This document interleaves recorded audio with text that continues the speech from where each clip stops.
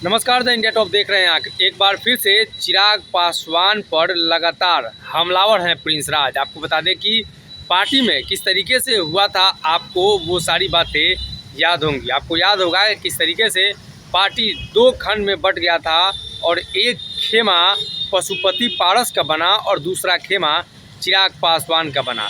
हालांकि अब निर्वाचन आयोग के द्वारा भी इस बात की पुष्टि कर दी गई है कि ये दो खेमे हैं और ये दोनों खेमे अलग अलग हो चुके हैं। बिहार विधानसभा के जो उपचुनाव हुए हैं उसमें एक का नाम लोजपा रामविलास है, वहीं दूसरा का नाम राष्ट्रीय लोक जनशक्ति पार्टी है, यानी रालोजपा हो गया है।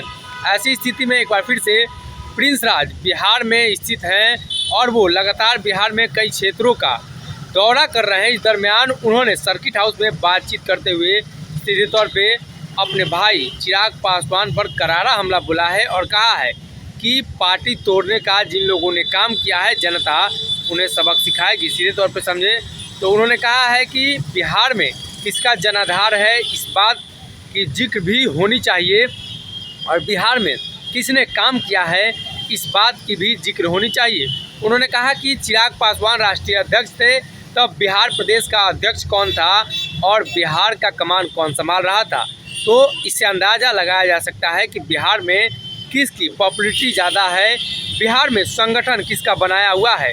उन्होंने आरोप लगाया कि हम लोगों ने बिहार में बड़े स्तर पर कार्य किया और कुछ लोग यूं ही इस कार्य का अपने ऊपर ले रहे थे और कह रहे थे कि सारे कार्य हम लोगों ने किया है, लेकिन बिहार की जनता जानती है कि बिहार में हम लोगों ने कार्य किया है और उन्होंने जनता को बरगलाने का काम किया है। ये सारी बातें प्रिंस राज कह रहे थे चिराग पासवान के लिए।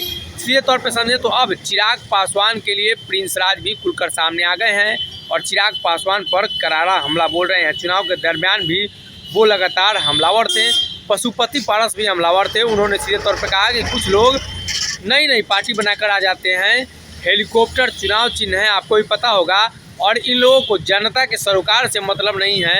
ये लोग सिर्फ अपने फ़ायदे के लिए पार्टी बनाते हैं। एक बार फिर से अब प्रिंस राज भी चिराग पासवान के खिलाफ उतर गए हैं।